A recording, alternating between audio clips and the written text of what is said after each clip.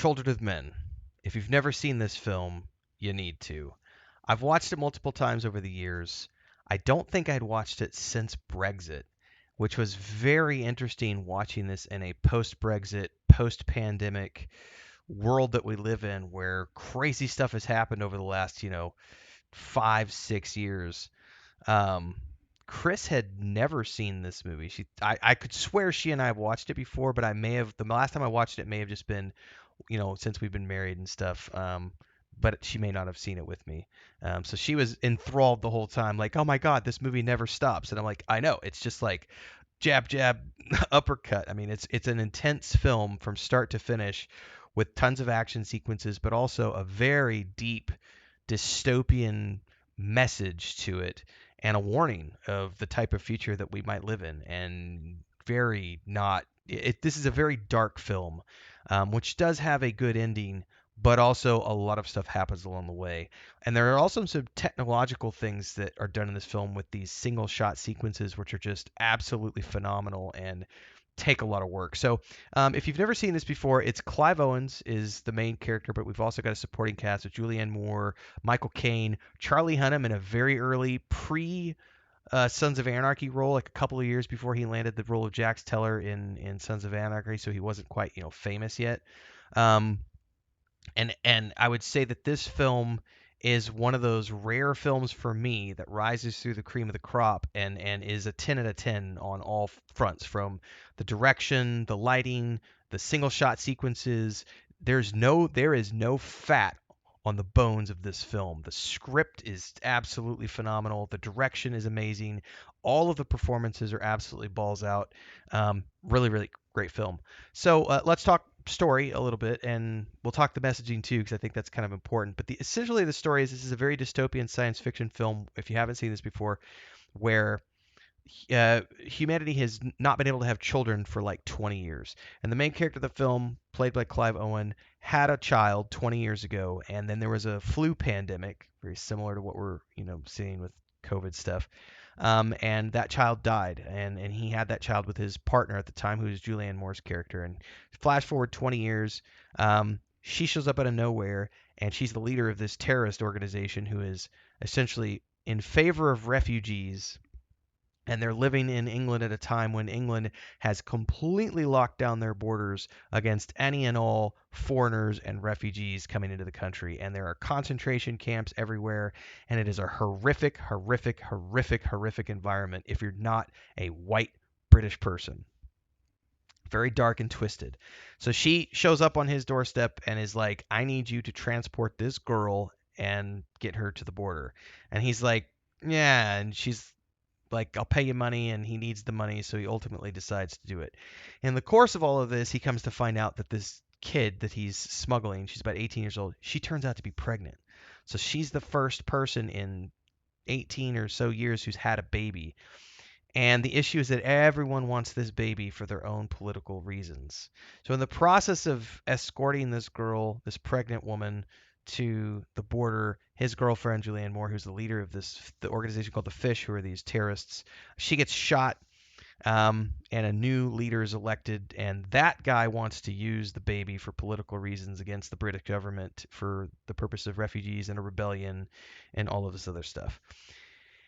And there's a whole bunch of stuff going on here. The subplot, which Chris was laughing because Michael Caine's character plays this really old hippie dude living out in the woods who's a friend with Clive Owen's character, and he's living off in the woods with his wife and smoking weed and just living off the grid. And Chris is like, "That's you, isn't it?" And I'm like, "That's absolutely me," because in the last, ever since my front facing persona, which is how I make a living on YouTube, it's here, but I don't have to interact with people face to face. It's very much done through the lens of a camera.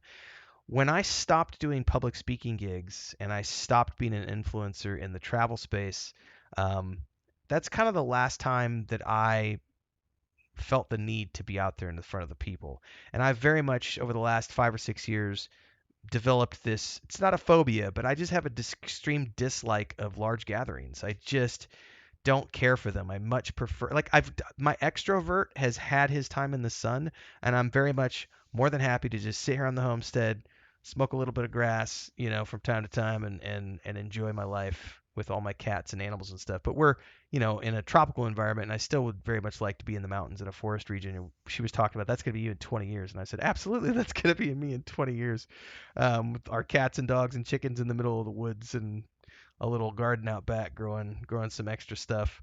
It was a fun little subplot here. Michael Caine's performance as the old man is brilliant. He just retired recently, 90 plus year, like 91, I forget, 91, 92, something like that. But he did finally announce his retirement. But this film's 15 years old at this point, so this is quite a bit ago. Um, anyway, the use of single shot sequences in this film is one of the reasons why I think it deserves recognition apart from just the storyline and the acting and the writing, because they did some incredible stuff, especially towards the end of the film. There's a 6.5 minute sequence when he's running through this battlefield searching for her and her baby, and there's, the fishes are coming in and they're fighting against the military, and the military is fighting against them, and there's an uprising happening with all the refugees, and there's planes are coming in to blow everything up, and it's just this intense scene. And there's actually a sequence where fake blood gets on the camera, and the cinematographer convinced them to leave it in, and it just adds to the realism of this shot that just goes on for 6.5 minutes. And I was reading the wiki talking about how this is one of those things that made the studio very nervous because it took a couple of weeks to prepare for that thing. And every time they had to do a reshoot, it would be like 5 hours because there's all these moving parts. So when they pull it off, and it's not the only one they do. They do multiple single shot sequences in this film. And those things are super hard to pull off because of all of the moving parts and the camera work and the rehearsals and everything else. But I think when they're done right, it's a way of storytelling and filmmaking that pulls you in and really gives you the emotional impact of what's happening on the screen because there's no cuts taking. So you're literally your breathing's getting going, your heart rate's getting up, you're on the edge of your seat, your nails are digging into the chair, and you're like, oh my God, I'm invested in what's happening. Oh my God, oh my God, oh my God, oh my God. And then when you finally get to a breathing moment, it's just you kind of sit back, sometimes a little bit overwhelmed with what just happened, and it's just there was so much that they did very, very well in this film. Quick commercial break, everyone, to give a shout out to our first official guild officer, Bubalonia, as well as all of the guild champions, and of course all of the members who help keep me on the air full time. To join as a member, simply click that join button below and pick your tier, but you can also support with super chats on any live stream or premiere, or super thanks on any upload or YouTube short. Don't forget the Discord. Let's get back to the video.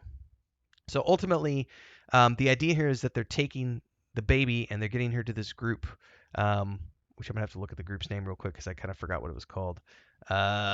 Something Human Project, a semi-legendary secretive group in the Azores dedicated to curing humanity's infertility. And ultimately, at the end of the film, she does get on this boat, and it's left with a fade to black. So we assume that she goes where she needs to be going. But the other thing that I think is very interesting about this film is that when it was written, we were in a pre-Brexit, pre-COVID world. And it was an impactful film then just because it felt dystopian. Flash forward to where we are now, not just post COVID and post Brexit, but also post all of the crap happening in terms of wars in the Middle East and the refugees from Syria and all these other places over the last 5-6 years, and the refugees coming up from Latin America, and we've got these concentration camps on the borders of the United States, and these concentration camps on the edges of Europe, and these concentration camps with in other places, and the extreme anti-foreigner ideology around Brexit. There are some very poignant political statements and ideologies being presented in this film, which, when it came out, were less relevant, I think, than they are today. Because now they're super relevant because it makes you sit up and go, oh crap, this kind of stuff, which has been happening, it's happened before and it'll happen again, but it's also happening like the way it happens, like with this global thing that affected everybody and all these systems of control with documentation and certain countries having access to certain vaccines and other countries not, and now we're controlling the way travel. And I'm not trying to make a political statement. I'm saying if you look at the film and analyze the way things are in the world we live in today, there are some interesting parallels with the refugee and foreigner sentiment with certain countries, especially in post-Brexit world. The pandemic of a flu that happened in the film followed on, on the footsteps of that was the pandemic which made everyone infertile and no one's having babies anymore, and that's been going on for 20 years. And seeing the devolution of humanity to the point where they are in the film because of 20 years of all of that happening. And so, you look at what we're going through right now where we've had 3 or 4 years of really bad stuff happening. Imagine if that goes on for the next 15 years, what does our future look like in 15, 20 years? That's the stuff that when I watched this, I kind of was like looking at this going, "Oh wow, it feels very visceral because of the times we live in." So, if you've never watched this film, you totally should. It is a great movie. Again, I would give it a 10 out of 10 for all of the reasons that I've just talked about. Great direction, great writing, great acting, great cinematography, the single shot sequences, the messaging, the dystopian sci-fi. I do realize it's based on a book, which I've never read, and I totally think I should go read the book now. I'd love to hear your thoughts if you've seen it, and if you haven't, get out there and watch it now because it's totally worth your time. Like, subscribe, and hit the bell icon so you never miss an update. Check out all the other playlists and reviews we do. We do a lot of gaming on the channel. We do TV shows, book reviews, the podcast around Middle-earth and Dune. There's a Discord, member videos, multi-streaming on Twitch and YouTube. So hopefully we'll see you in the next thing that comes out on the channel. So until then, stay safe, everybody. Look forward to hearing your comments below.